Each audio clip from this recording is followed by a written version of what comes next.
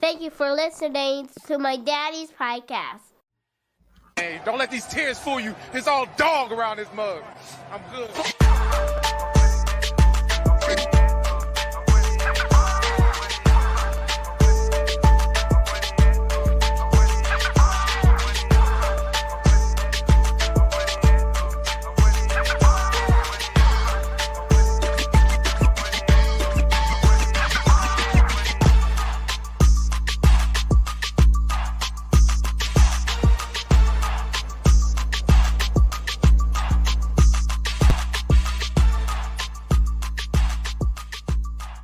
Hey, what's going on, Who Dat Nation? It is yours truly, TJAY Jones. And yes, you can say it with me. I am the host of the State of the Saints podcast. Thank you so much for checking out the State of the Saints podcast, where we talk New Orleans Saints. I really do appreciate your time. Shouts out to everybody that's tuning in. I hope you had a good weekend. I really enjoyed my weekend. It was a wonderful weekend. For those that may know, some of you may not, my 4-year-old son, Paxton, has been playing soccer. And this past weekend, he received his first sporting medal, his first medal. And I was extremely happy for my little guy. He went out there, he showed a lot of heart, went out there, showed a lot of hustle. I mean, stuff you can build on. So as a father, touch me, man, touch me. So I had a great weekend, and I hope you had one too. But let's go ahead and talk a little bit about the New Orleans Saints. Let's talk a little bit about some of the topics that are hot topics that surround the black and gold. And, you know, one topic is Spencer Rattler. Spencer Rattler, who was drafted fifth in a fifth round, pick number 150.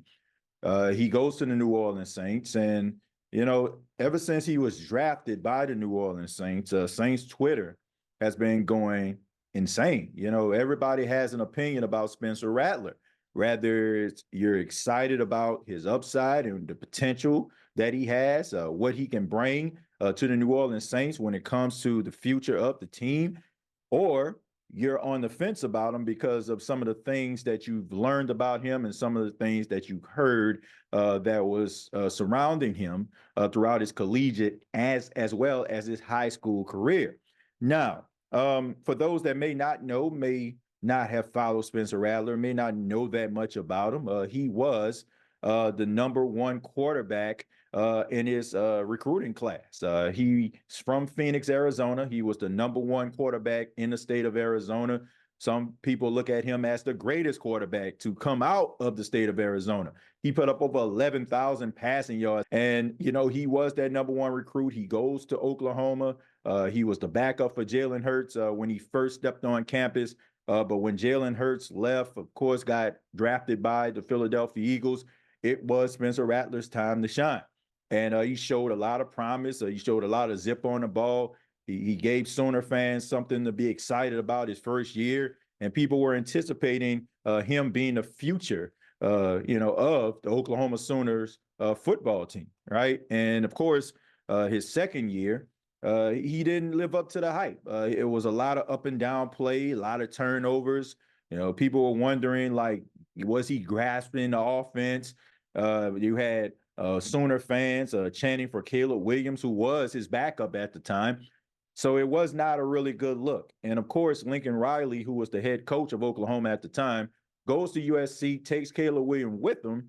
So it causes Spencer Rattler to have to find a new home. So he transfers to South Carolina.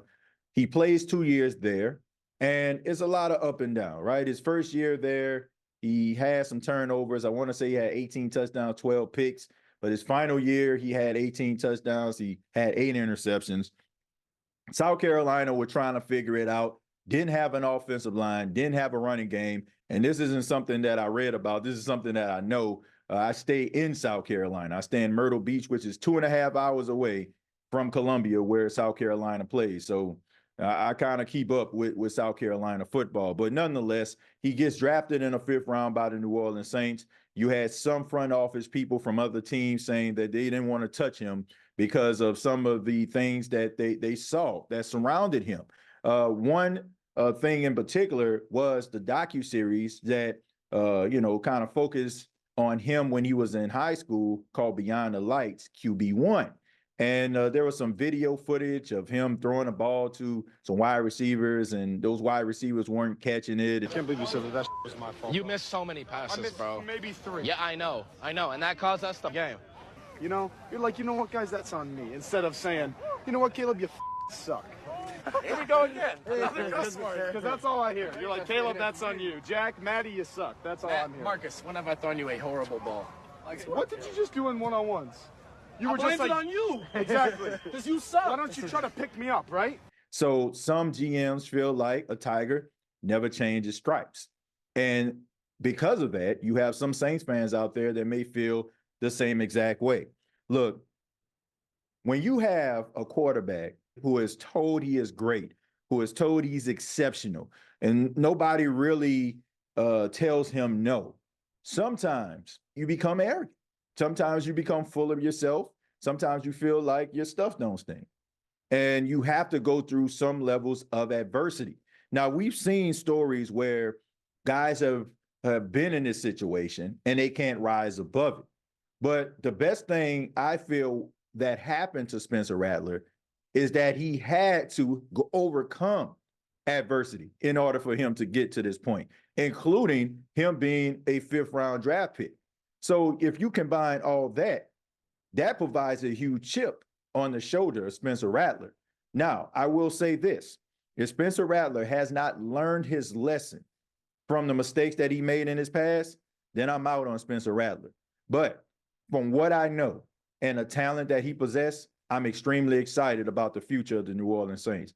I feel this guy could be a starting quarterback for the New Orleans Saints. He has all the tools to be a starting quarterback. This is a guy who was compared to Patrick Mahomes. He can make the big throws. He can throw from all these different angles. He has arrogant arm talent. But of course, you have to go out there, you got to humble yourself, and you have to listen, and you have to grasp as much as possible. Now, some people say, TJ, you tripping, you out your freaking mind. Spencer Rattler will never be a starting quarterback. He was a 5th-round pick, blah, blah, blah, blah, blah. Whatever, all right? I don't buy into all these narratives that people are saying, and I'm definitely not going to just go out here and basically debate something because of something that I heard, okay? Based on what I know about South Carolina football over the last couple of years when he was the quarterback, based on some of the adversity, I'm willing to give this guy an opportunity. I am not going to be one of those individuals that, hey, I want to be ahead of the curve, so I'm going to say he's not going to be good now, just in case he doesn't. Then all of a sudden I can just say, hi, I told you so. I'm willing to give individuals a chance because, sometimes guys get into the National Football League. They may be unheralded. They may have some issues as far as like their development, maybe some character issues that, a past that follows them, but they come into the National Football League and they play really well. They become one of the best. So I'm going to say I'm going to give this guy an opportunity. And I feel like everybody else should too. But if you don't, hey, that's on you. But he has an opportunity to learn behind Derek Carr. He has an opportunity to be able to grasp the offense. Clint Kubiak, who has done an amazing job at helping quarterbacks and being able to understand what the quarterback can do and using what they do best, applying it on the field, right? And then you have Andrew Janocko, who is not shabby himself at developing quarterbacks. So he comes into a really good situation. He comes into a situation where he doesn't have to be the guy. He can sit on a bench, he can learn. And when his opportunity comes up, he just takes advantage of it and he should be okay. So I'm interested to see what Spencer Rattler will look like in the Saints offense, but only time will tell. But I think the guy has everything that you need to be a franchise quarterback, regardless to where he was drafted. He was only drafted, in my opinion, at this position because of some of the narratives that are going on in his past, right? I mean, it just is what it is. Like, he was the Senior Bowl MVP. A lot of draft boards had him projected as a 2nd, even a 3rd-round pick. But, he fell to the 5th round, and that provides a huge chip on his shoulder.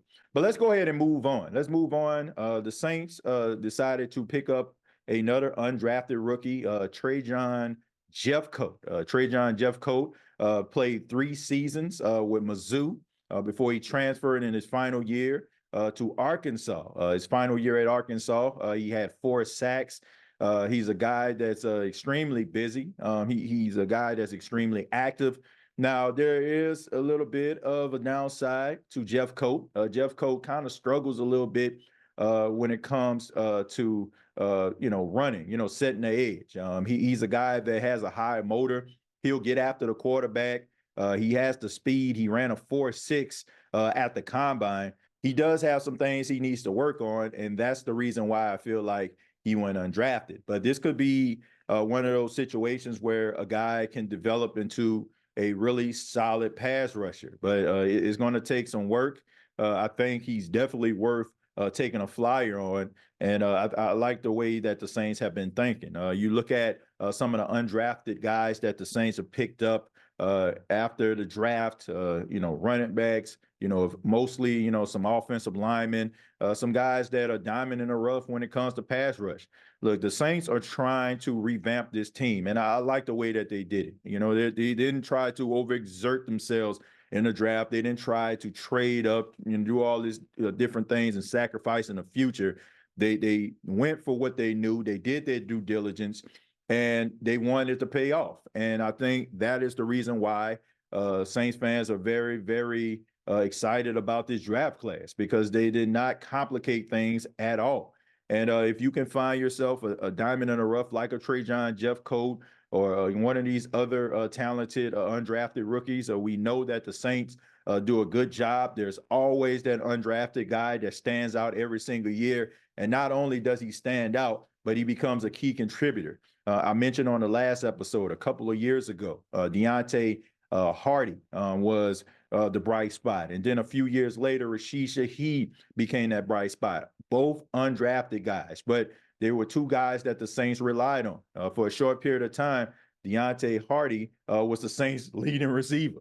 And Rashid Shaheed, I always say all the time, every time he touches the football, something magical happens. Something always seems to happen that is positive when Shaheed touches the football. So hopefully the Saints actually understand that and give him an uptick on his targets. But there's always an undrafted guy that stands out, that takes a step forward, and Saints fans embrace. And I think that this year is going to be kind of similar to years past. The Saints do a really good job at finding these undrafted guys. So who will it be? Only time will tell, but I'm pretty sure there's going to be a few guys that Saints fans are going to remember and be rooting for. And then finally, we got to talk a little bit about the offensive line. Yes, the New Orleans Saints in the first round, they went out and got Talise Fuaga out of Oregon State, the right tackle, the mauler, the big, strong guy, right? The tribal chief. Put the ones up in there. Y'all know what it is. We acknowledge you, our Saint tribal chief. But anyway, this is a great feeling that they picked him up. People were excited about it. You needed offensive line help, but the Saints aren't out the woods yet. I mean, you still have some unanswered questions.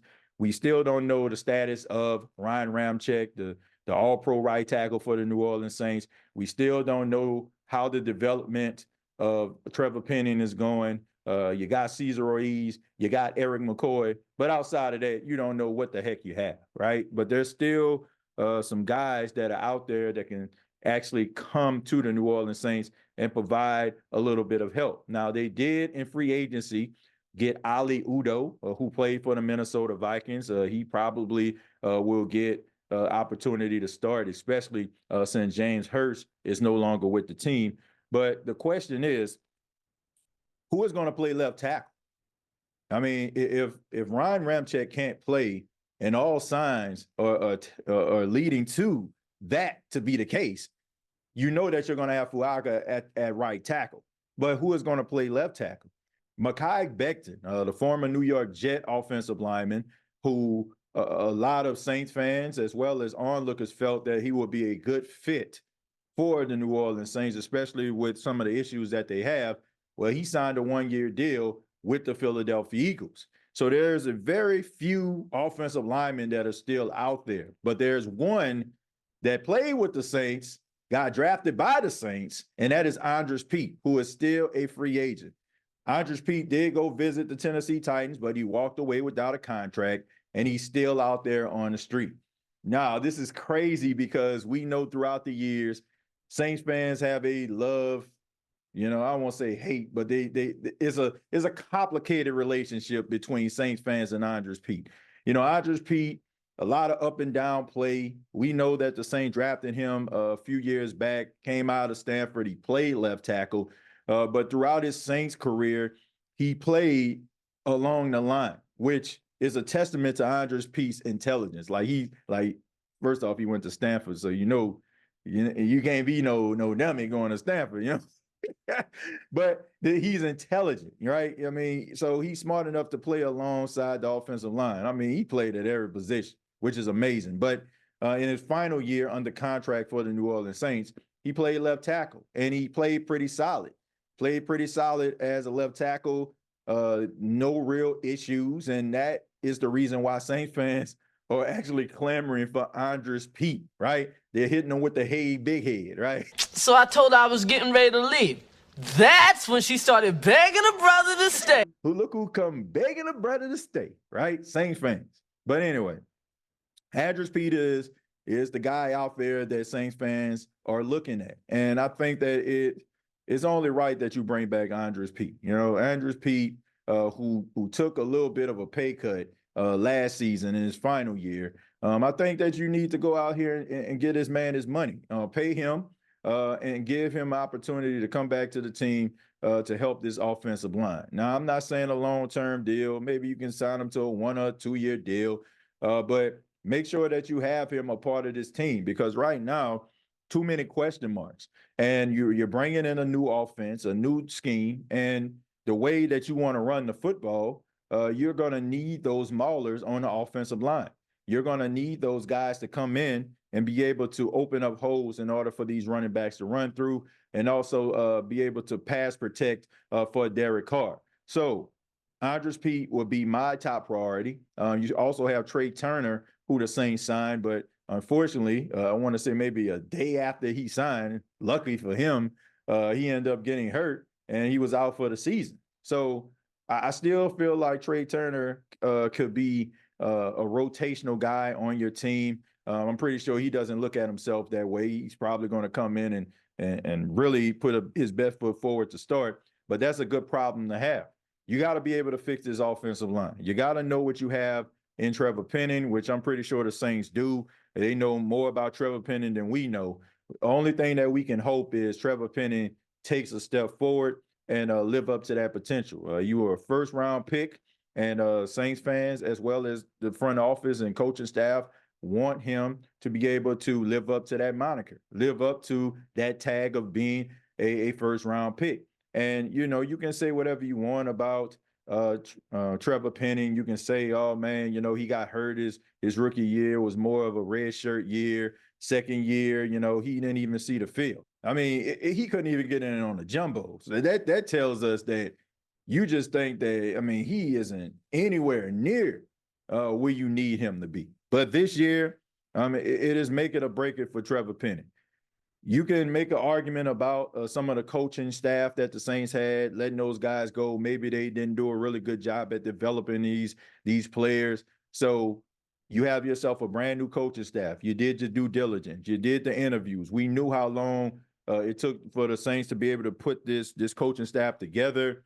It was even at a point where people thought like nobody wanted to come to the New Orleans Saints. It took that long. So that tells us that you took the time to find these individuals to be a part of your offensive coaching staff. And now that they're here, we're hoping that we see some levels of development. I'm pretty sure the Saints feel the same way too. But go out there, get Andres Pete, bring him back to the New Orleans Saints. If nobody is really seriously considering him, giving him big money, and bring him back so he can add to this offensive line. And as these young guys develop, then you can figure out what you want to do with them. But right now, I mean, you may not want to hear this as a Saints fan. Some of you probably roll your eyes when you hear this, but the Saints need Andres Pete.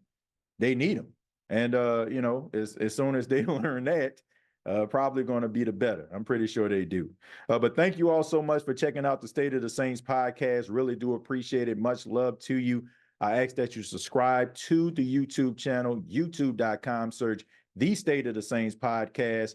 Previous episodes are available on Apple Podcasts, Spotify, iHeartRadio, Anchor FM. And you can also follow me on X at TJAY Jones 8. Till next time, all I got to say is, who dat?